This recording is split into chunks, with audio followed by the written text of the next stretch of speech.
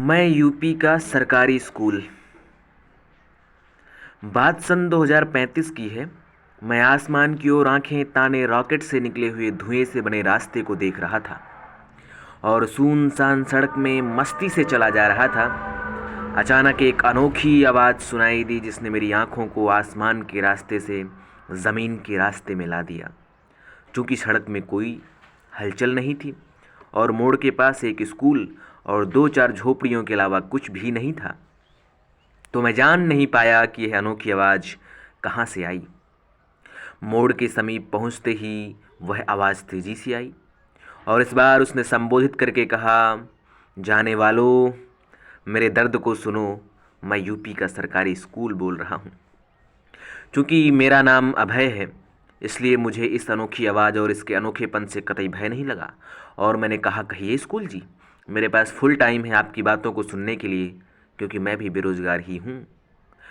School अपने दुख में दर्द को शामिल करते हुए कहने लगा, जानते हो, जब मेरा निर्माण होने जा रहा था, मेरे कमरे बनने वाले थे, तो मैं बहुत खुश हुआ कि मुझ में बैठकर, मुझ में पढ़कर, मुझ में खेलकर बच्चे बड़े होंगे, समझदारी सीखेंगे और उनकी ज़िंदगी की बुनियाद मैं बनाऊंगा। पर क्या हुआ स्कूल जी? पर मुझे क्या पता था कि मेरी ही दीवारों की बुनियाद इतनी कमज़ोर बनाई जाएगी। ईंट थर्ड क्वालिटी वाला, सीमेंट बालू का मेल मिलाप ही नहीं हो पा रहा था, क्योंकि सीमेंट कॉन्ट्रैक्टर के सामने बैठकर फ़ोटो खिंचा रहा था और जो मुंह में पाउडर लगाए हुए था, बस वही बालू में गिर रहा था। ईंट को ईंट से इस प्रकार जोड़ा जा रहा था जिस प्रकार बिहार में पकरुआ विवाह संपन्न होता है।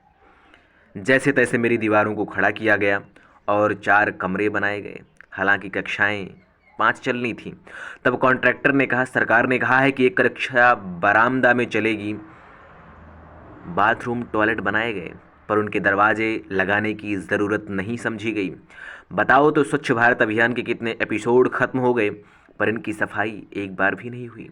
इनसे इतनी दुर्गंध आती है कि आधे बच्चे तो इसी वजह से स्कूल नहीं आते। और मेरी दीवारों की तो भला आदत ही पड़ गई है। कुछ बचे खुचे दोपहर का गंदा खाना खाने के चक्कर में आते हैं, शायद इसलिए कि उनके घरों का खाना इससे भी गंदा होता होगा। मेरा निर्माण बच्चों की पढ़ाई के लिए हुआ था, पर मेरे परिसर में पढ़ाई के अलावा सब कुछ होता है।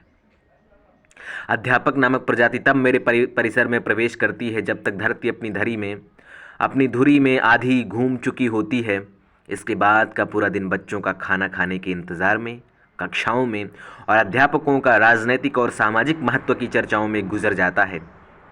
बड़ी मुश्किल से अध्यापक और बच्चों का मिलन होता है। दरअसल सोशल डिस्टेंसिंग का कॉन्सेप्ट यहीं से निकला है। यह कोई नया शब्द नहीं है। यूपी का सरकारी स्कूल जन्म से इससे परिचित है। फिर स्कूल ने अचानक रुक कर कहा, अरे मैंने तुम्हारा बहुत समय बर्बाद कर दिया, वो भी बोरिंग बातें सुना के। मैंने कहा, नहीं स्कूल जी, मैंने बताया ना कि मैं बेरोज़गार हूँ। स्कूल बोला, और बेरोज़गार ही बोरिंग बातें सुनने की क्षमता रखता है। मैंने कहा, हाँ जी, बिल्कुल सही कहा आपने।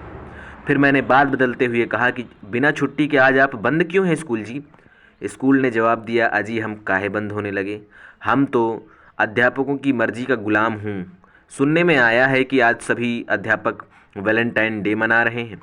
ये बातें सुनकर तो मैं हैरान रह गया कि अध्यापक कितने आधुनिक हैं, और उसी हैरानी में मैंने स्कूल जी से विदा लिया और फिर से आसमान के रास्ते को देखने के लिए अपनी नज़रें उठाई। पर तब तक रास्ता मिट चुका था। शायद अब तक तो वह रॉकेट मंगल ग्रह पर पहुंच चुका होगा। मैंने कल अखबार में पढ़ा था कि धरती की ओर से मंगलवासियों को वैलेंटाइन डे की बधाई देने कल एक रॉकेट जाने वाला है, गुलाब के फूल लेकर, क्योंकि मंगल में गुलाब नहीं उगते ना।